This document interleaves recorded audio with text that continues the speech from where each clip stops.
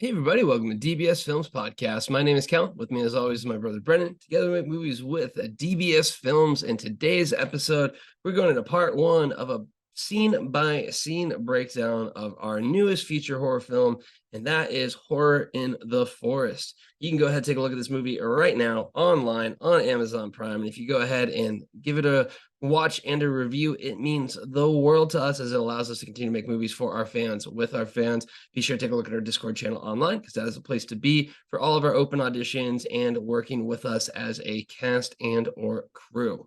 With that being said, my friends, it is time for us to hop into a scene-by-scene breakdown. We've waited a little bit of a while for this one to get up there, so we're excited, very excited to do this movie. And, before we hop into it, I think I just kind of want to stress again that this is really probably the best thing you can do as a filmmaker is just sit down, watch your movie, understand what you like, what you didn't like, and get that feedback. So before we hop in, do you want to kind of talk about how, really being able to watch your movies, that is when you get that exponential growth as a filmmaker? Yeah, for sure. I mean, I think you have to. I personally have a two channel review system. The first is obviously myself. I try and give myself critical feedback. I try and, take a break from watching the movie. So after I send it off to quality control, it usually gets released. That takes about 1 to 2 months. In this case, 3 months. I haven't watched this movie since I sent it off on June 15th. Obviously, when I woke up on Friday, I saw that it was, or Thursday, I saw that it was up, and I sat down. I watched it as a fan of a horror movie, and I took notes and I try to give myself feedback on what I liked and what I didn't like. Because when you're editing this movie and you're going through quality control, you're so focused on small little details that you kind of lose the forest through the trees. And also, you're just so used to the movie, you're kind of not seeing it with fresh eyes. You can't really be objective. But after, a couple months break, you're watching it again, and sometimes it can be better than you remembered. It can be worse than you remembered. So I kind of give myself feedback on, what I would change, what I would do differently. And then obviously the second channel is from our fans, from our reviewers, from people who like horror movies. Their feedback is just as important. I'm making movies for fans, for people to enjoy. And I want to make sure that I'm making movies that people like, that I'm removing the things that they didn't like, and that, we're growing as a filmmaking company. And I think that if you don't upload something, which is why we really stress uploading things, if you can't get that final uploaded project, if it's always in post, well, then you're kind of like, well, I could always change this. I could always make this better. But once it's uploaded, like our movie right now on Amazon, can't make any changes. It is what it is, and I have to live with that feedback. But we do make a lot of movies. We revisit concepts. And so next time we do this, when we do Into the Forest 3 or Horror in the Forest 2, we're going to be much better. It's going to have a much better project. But that being said, I'm really happy with how this movie turned out. I'm really happy with everyone involved. And really, this is a very, very close movie to what I had in my head with the original concept. All right. With that being said, let's hop right in with our intro. And as we always say, intros are super critical. It really is kind of a make or break for it. We had amazing, amazing support with our Discord members of Jessica and Lizzie, our intro mom and intro girl. And it really kind of sets the tone. And I think, having it being that the kids are going missing, I think it is kind of important that we did have a younger child actress when it comes to kind of setting the tone there. Overall, I think it's really good intro in the sense of it sets a tone and everything. I think if I had some feedback for it, I think it could be a slightly shorter potentially, but the biggest one too is, and I think something we've kind of really picked up on, we immediately did in A Cold Grave, and we also kind of did in the Bigfoot Project, just more of a oomph when it comes to special effects. So yeah, we did two of the yeets, which is where they're getting yanked out of the tent, and they're yanked out of the tent twice. But I think, when we have A Cold Grave, you get the throat slit, and then, I mean, the Bigfoot Project, you got an eye popping out and a head smash. So I think we really kind of upped the ante on those special effects in the sense of kind of giving it a little bit more of a oomph to it. But I think overall, this is a very, very solid intro. And I do think, Lizzie and Jess did just an amazing job in kind of, having that family dynamic, having them out in the woods. essentially very similar to what Nelson, would have went through in the sense of he was walking and hiking with his daughter. So what are kind of your thoughts of this interesting? Yeah, I think the objectives were to, build a little bit of the lore, build a little bit of the world, which is, there's a paranormal entity out there and it takes and abducts people. And I think we did that. The other objective was to, punch the viewers in the gut immediately, get something that's action oriented, get them into the movie, get the whole feeling of, oh my God, just what just happened, and get people really kind of hooked on this. And I thought we did that. I thought they both did a really good job of, building that little scene and making it work. That being said, I do think it's just lacking something. I think it's good, but obviously I'm a perfectionist. I'm trying to make it great. And I think what you said is true. Some really gnarly special effects would have been really, really cool. But I also think just having them static in the tent, and I don't want to do the tent again because these tents, that scene was so difficult to do just because that tent was so small. And I just remember being in a really awkward position for almost 3 to 4 hours. It was not fun at all. But I think having them move around a little bit more would have been more engaging. I think just it was more or less a lot of static shots. Yeah, they're walking in the beginning, but then you have a static shot of Jessica on the phone.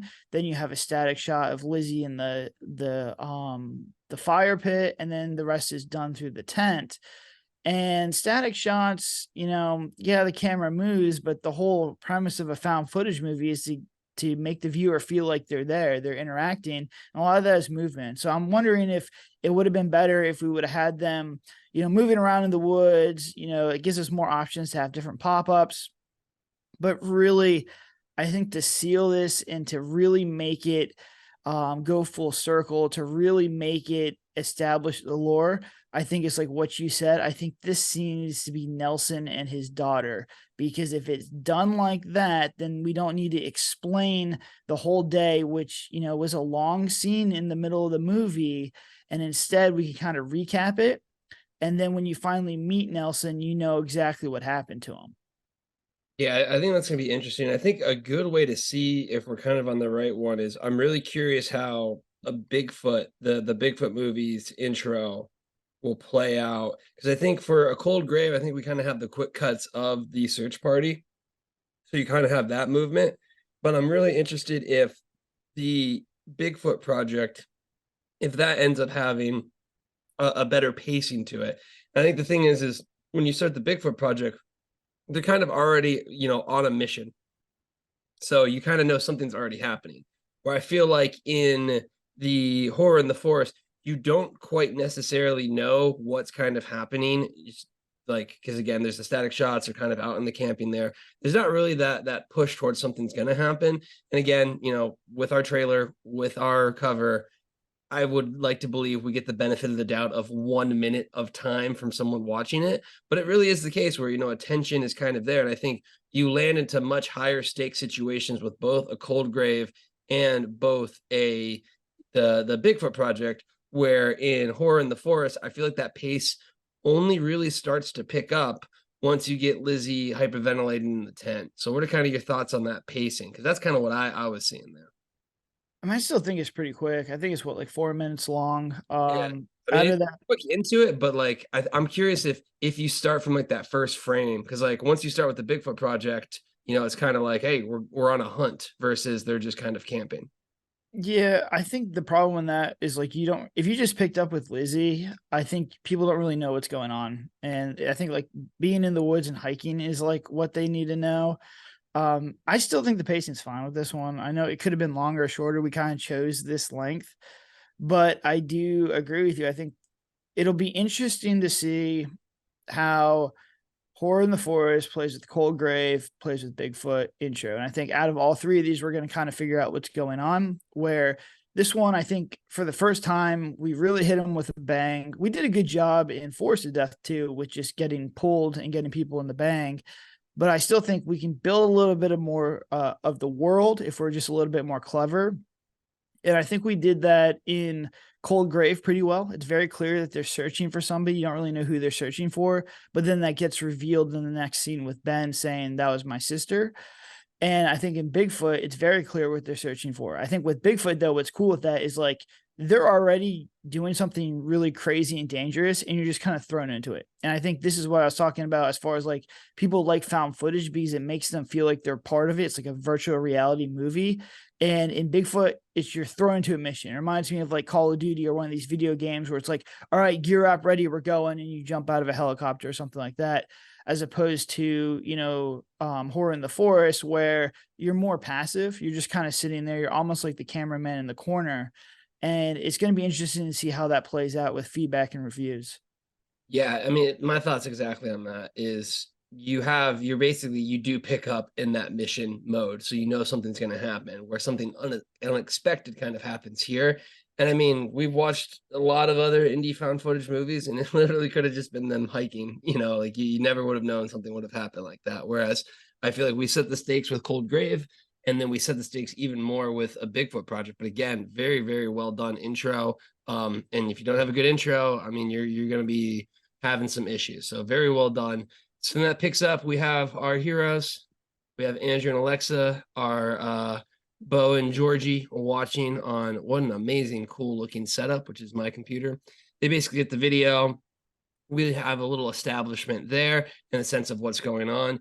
And, I think we'll kind of lump these next two scenes together, which is basically this pickup and then the big what's going on. I think this is something that really, to me, highlights our understanding of the process that we talk about, because basically what happens is you have that we explain what the video is even more. So even if you had no explanation of what this video is that you're just watching, you can kind of put it together that something happened. Then we cut to them, so you get your main characters. They mention that it's coming to them and that's something they should investigate. So okay, they're investigators. And then now right at the 5-minute mark, we basically explain what's going on. And I think, to me, this is like textbook indie filmmaking, and like I think it's textbook filmmaking, period. Of within the first 5 minutes, you now have an explanation of everything. By them seeing the video and then explaining what's going on, you understand that they're investigators. Then you get the full video of them, which, by the way, the lighting and the shotting of that one, I know we were working hard to kind of mimic it, but I think we got lucky with, I don't know, you picked a good spot. It looks amazing. But you have Georgie and Bo basically just explaining exactly what's going on. So what are your thoughts on kind of this intro? Because to me, I just think this is probably one of the most solid setups for the intro I think I've ever seen us do. That's a lot easier being found footage because you can just directly talk to the camera and say what's going on. Whereas like a scene like this would be very weird in cinematic mode, even though we did it with The Haunting of a Murder House. But I mean, 5 minutes in, you basically now understand what's about to happen here.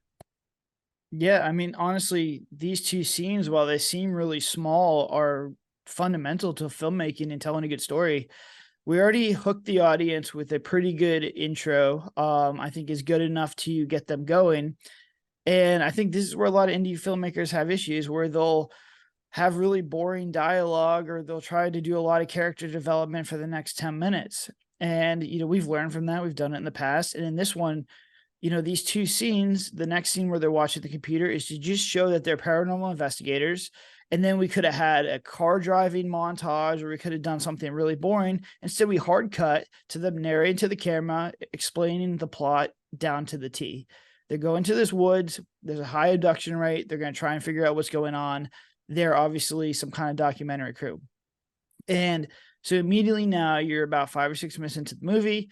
You know that something bad has happened because of the intro. You know who our main characters are, who these two guys are, and what they're going to do. And essentially a little bit of world building, because it's basically like, all right, why are these people missing?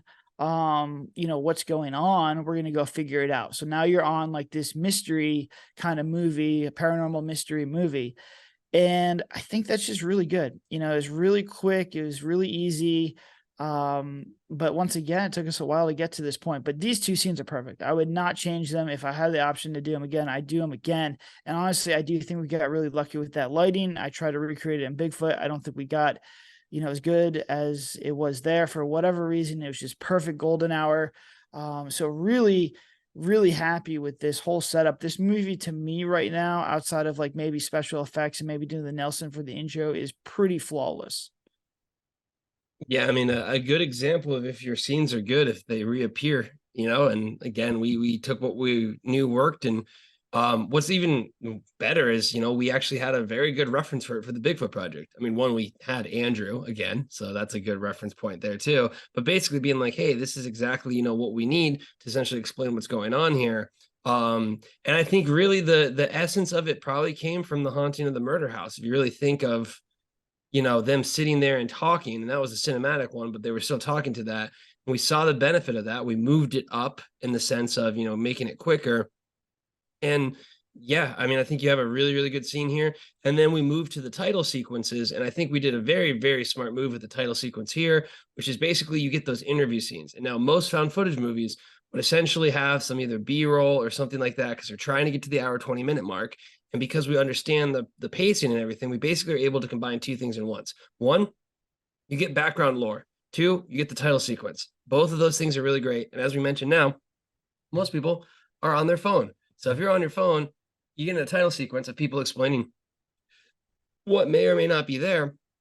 And again, I think we've really nailed home that this plot is a mix between, is it a paranormal super activity or supernatural event, or is it just parents, trying to cope with losing and loss? And, that's what's basically going on with the town. So you really instill that with the title sequence. And, huge shout out to our Discord, the Discord community for providing amazing performances when it comes to just those roles there. Because again, it gives you the perspective. It gives you the concept of, there's kind of a mix in this town of what's actually happening in these woods. Yeah, I'm really happy that we had enough footage to get this to the hour 20 mark without having to, do something like we did in Forest of Death, which was just have graphics overlaid with, the title sequence. I think it adds value. We're building the lore. You have to have credits. So what's the best way to do it? Have a whole bunch of people explaining the reason why these people are going missing, but having different perspectives. Yeah, some people think it's a witch, some people think it's drugs, some people think it's just people going lost. And I thought we did a really good job. I think the acting was great.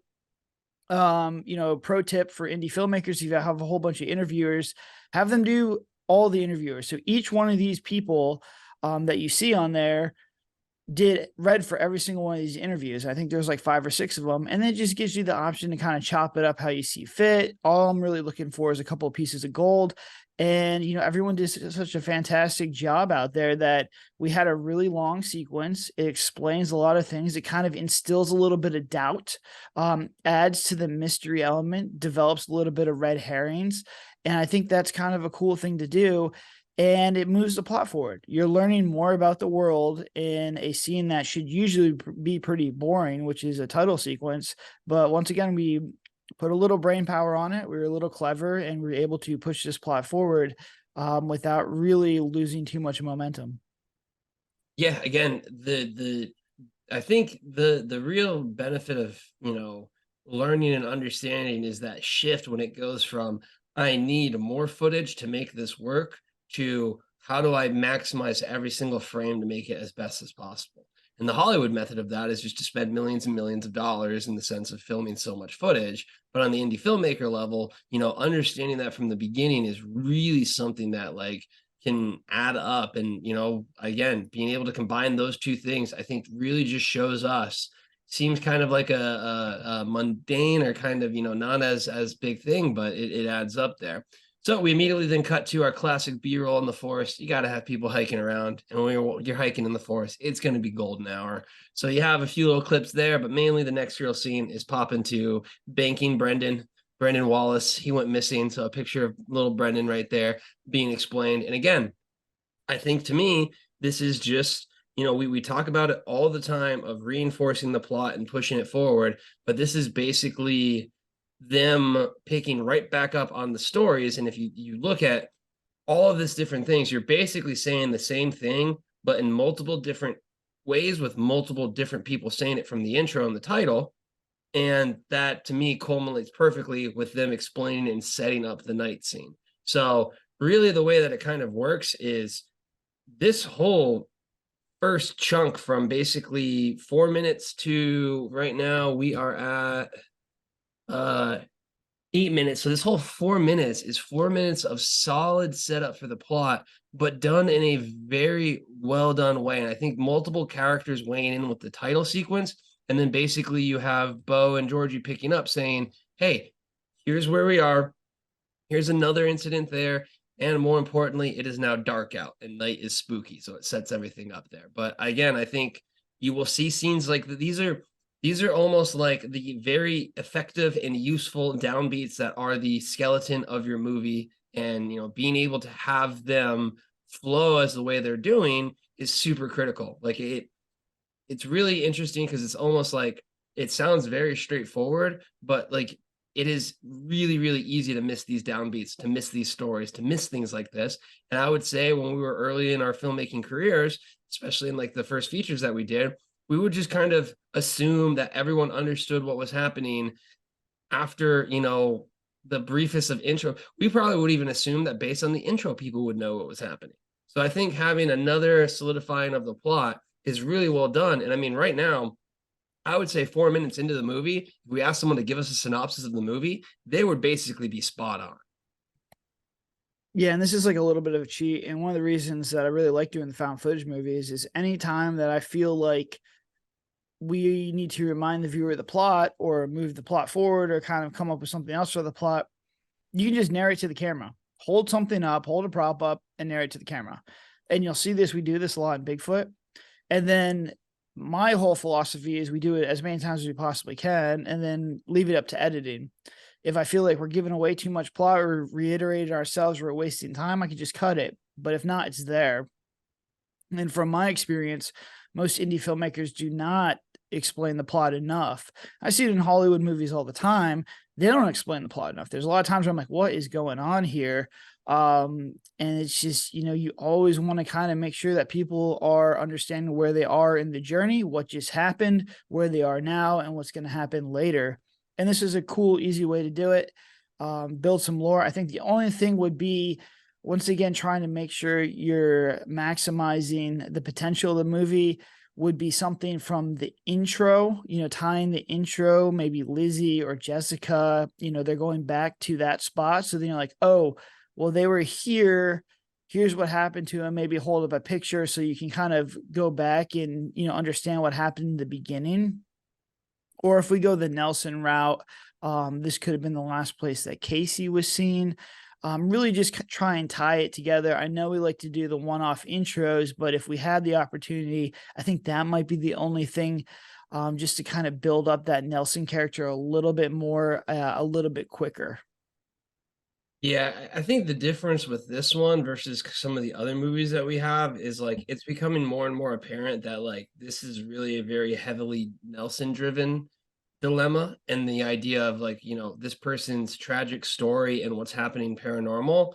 And I think I do agree now in watching it, if you did kind of lean heavily into everything was Casey Morgan, like I mean, honestly, if this was all just a Casey Morgan incident, like Casey Morgan was like a huge, story and everything like that, and they went to find it, I think that would have more oomph than kind of the, random missing kids that we went for. And I think that is something that becomes, more apparent with that. But again, these are the staple scenes, did a great job. We're going into it. So now we are going into our second pop scare, Mr. Rubber Ducky and Mr. Aries coming in with a shotgun right to your face. I think it works out really, really well. One, ducks are scary, little toys, creepy. It's the woods. Turn around, shotgun to your face. Amazing performance by Howard as always. And he just really solidifies some panic. And again, if you look at this now, that occurs at basically the 9-minute mark is when we get the shotgun scare. And if you look at these first 10 minutes of this intro of this movie, you have the plot and you have two scares stacked on themselves. And again, I just really feel like we're getting closer and closer to this very clean structure. And again, comes with experience, but I mean, this is very solid here. I think the shotgun scare is a really, really good one. I know we typically see it more and more. We bring it back in a few times, and it's just something where we always talk about the passive pop scares, where it's a pop scare that's not something that would make you immediately leave. it is something that can easily be explained away as someone confused or didn't mean to, or I'm sorry, like the accidental scare. But I think the shotgun of the crazy local is always going to be a DBS staple. Yeah, I mean, I like this scene. It shows you our progress from when we did it with Ben versus now. And I think it's a million times better than what we did now. My only issue with this scene is you can see it's two different forests because, we just didn't have a really spooky woods area for the original location. We had to go back, and it's actually like pieces of the Roger project. Um if you're gonna do these scares in a found footage movie, they really have to be oneers. I think if we would go back and do this, the fact that I have to chop this up, that there's multiple pieces chopped up, just is, to me, it bothers me. I don't think it's as engaging. When you have these long oneers, you just feel like you're more part of the movie. And when it's kind of cutting around, you kind of lose a little bit of the engagement. So I think that, if we could do it as a oneer, I think it would have been much better. I would have got actual, so like you can actually hear like the ADR is a little bit off in this one as well. And I think all these things together, while I don't think it's a bad scene, I think it does kind of pull you out a little bit. And so if I were to do this again, I would just spend more time blocking, more time with the actors, and really get a 2-minute oneer in there. And I think it would have been much better. But that being said, like, is it the best thing that we could have done? I think we can get better, but at no point is it bad. I think it's a good pop scare. It keeps you entertained. It shows you, all right, things are going to happen that, I think it really kind of sets the tone of keeping the viewer on their toes because they know we have the ability to just throw in pop scares now.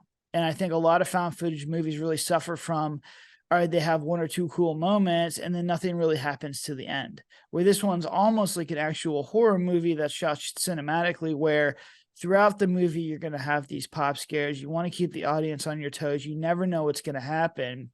So I think, like you said, the recap right now, I think we're in a really, really solid place with this movie. Yeah, I mean, I definitely agree. I think those cuts are the big one. Like anytime you do have a cut in a found footage one versus like that smoothness of it is critical there. And I know, you're like, hey, watch, I can whip into a tree, and we get close, but you can always kind of tell a little bit. I will say, I think you're thinking a little too much about it because I don't think the average person will really notice or put much merit to what you were saying. But again, it is that good to great level mindset that's really important with filmmaking. But no, I think it's really good. And that's going to wrap up the first part of the scene by scene breakdown. So I just kind of want to get a quick little recap. I mean, in my opinion, this is our best start to a movie yet, really. Like you have everything you need. And I think really we knew that horror or Forest of Death was going to be something bigger because it was cinematic in the sense of, like what you're basically doing, in the sense of actually executing on it. So that was kind of the hard part. Found footage is much easier to make. So I think it allowed us to focus in on the basics of storytelling that we knew, work and execute on them. So I think this is an example. Again, we always mention found footage is one of the easier ones to execute on for a lot of different reasons. But I think because of that, you're able to see us kind of boil down all of the things that we know work and really focus it in on them. But I do believe that this is our best like kickoff to a movie in the sense of the first like 10 minutes. Usually we miss on the downbeat or there's a scene that's slow. Like honestly, by this point in time with a scene by scene breakdown, I usually kind of have something where it's like, oh, we definitely do this differently. And really, we've mentioned we'd lean heavier into the Casey side of things, but like there would be like a change in the polish. There would not be any kind of structural change to this, at least in my opinion. So I'm curious what you think about this first 10 minutes we got.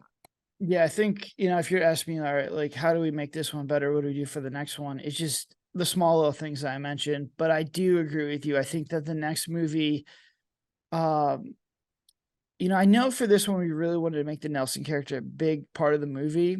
But I think it was also part that Jim had such a great performance that this movie can really be almost a fully Nelson movie. And I think that, I've seen some reviews trickle in as far as like critic reviews, and they're like, I wish we would have got Nelson in there more sooner. And I don't know necessarily if we could bring him in sooner because he really hits at the perfect part, which is the 30 minutes of the movie.